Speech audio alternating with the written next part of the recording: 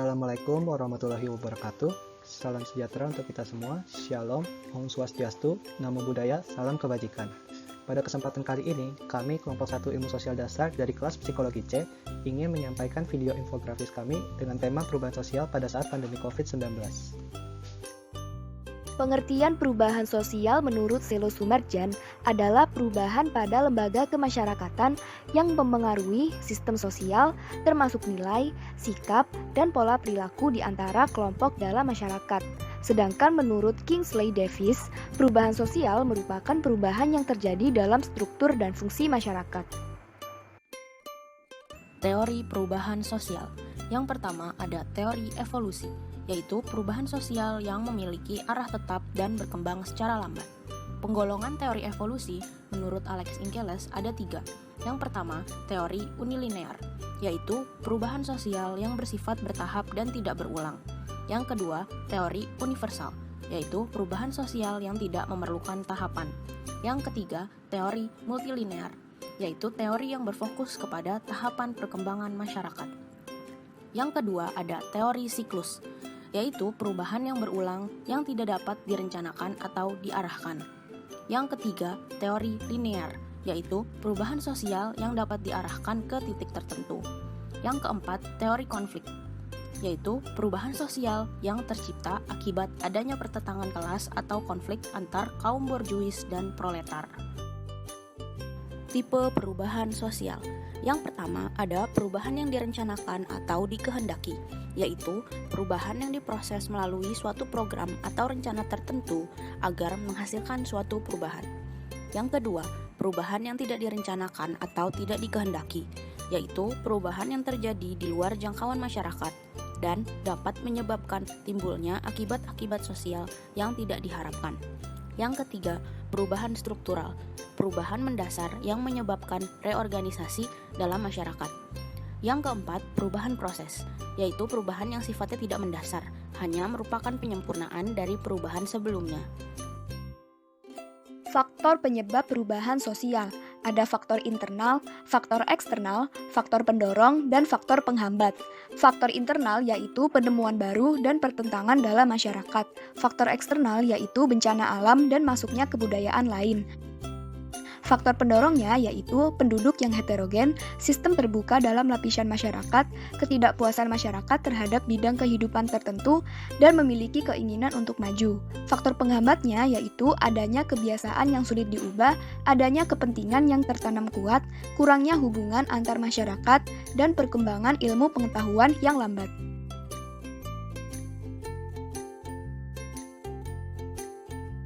Perubahan sosial pada saat pandemi COVID-19 berdampak pada cara bersosialisasi masyarakat.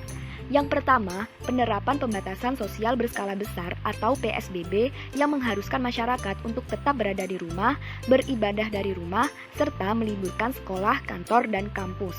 Yang kedua, yaitu social distancing. Adanya peraturan untuk menjaga jarak 1-2 meter dari orang lain agar mengurangi resiko tertular COVID-19 dan memutus rantai penyebaran COVID-19. Yang ketiga, yaitu physical distancing. Intinya sama seperti social distancing, hanya saja World Health Organization atau WHO mengubah social distancing menjadi physical distancing untuk menegaskan agar tidak melakukan kontak fisik dengan orang lain seperti bersalaman atau berada dalam keramaian dan acara-acara yang mengundang banyak orang. Selanjutnya, lifestyle atau gaya hidup. Ya, gaya hidup pun ikut mengalami perubahan di masa COVID-19. Contohnya seperti yang pertama, canggung dengan lingkungan. Orang kini menjadi canggung dan kaku ketika bersentuhan dengan lingkungan sosial seperti teman dan masyarakat. Yang kedua, konsumtif dan ketergantungan teknologi, sehingga kualitas dan pengembangan diri menjadi menurun. Yang ketiga, pembelajaran jarak jauh. Pembelajaran kini mengalami perubahan menjadi secara online melalui pemanfaatan teknologi. Yang keempat, masker bukan lagi tren. Masker kini menjadi sebuah kebutuhan wajib yang harus kita gunakan terlebih saat keluar rumah. Yang kelima, healthy life menjadi fokus utama masyarakat, seperti selalu menggunakan disinfektan, selalu menggunakan hand sanitizer, melakukan gerakan cuci tangan menggunakan sabun, dan tetap menjaga kebersihan.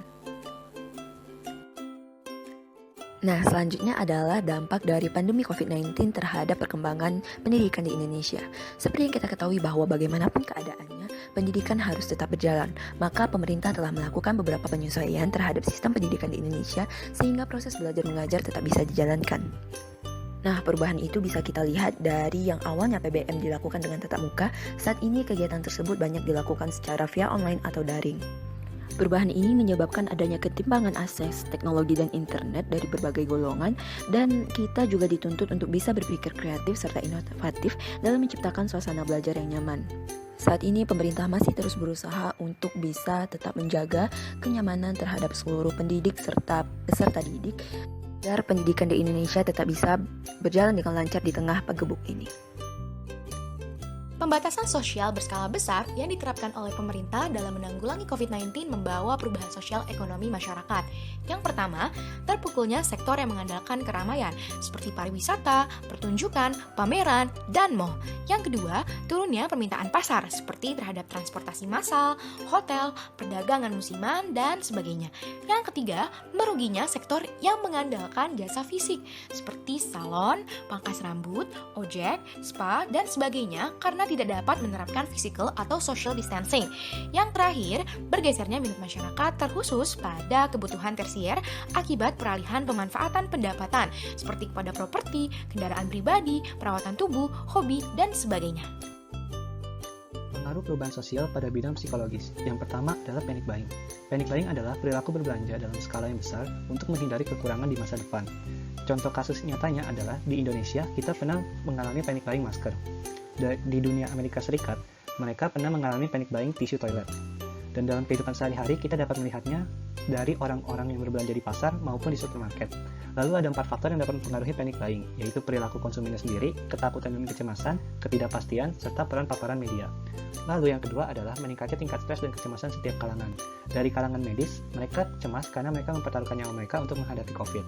Dari kalangan orang tua, mereka menunjukkan kecemasan berlebih ketika anaknya ingin bepergian keluar. Lalu dari anak-anak sendiri, mereka cemas dan stres karena tidak bisa keluar bertemu teman-temannya karena takut mereka dapat menjadi agen penyebar di rumahnya mereka masing-masing.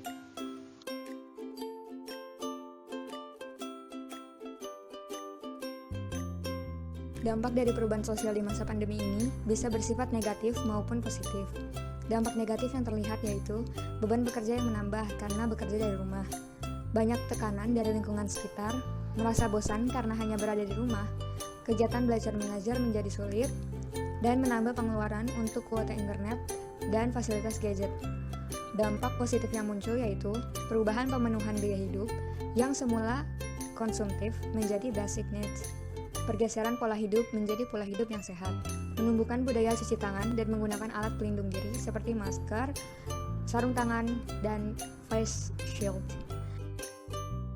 Adapun dampak yang terlihat dalam penggunaan teknologi karena aktivitas-aktivitas yang dilaksanakan secara jarak jauh dari rumah, seperti perubahan cara komunikasi dari konvensional ke penggunaan media sosial, perilaku berbelanja bergeser menggunakan online, pembayaran uang tunai beralih ke cashless, kegiatan belajar mengajar dan bekerja menggunakan media seperti Zoom, Google Meet, Microsoft Teams, dan sebagainya.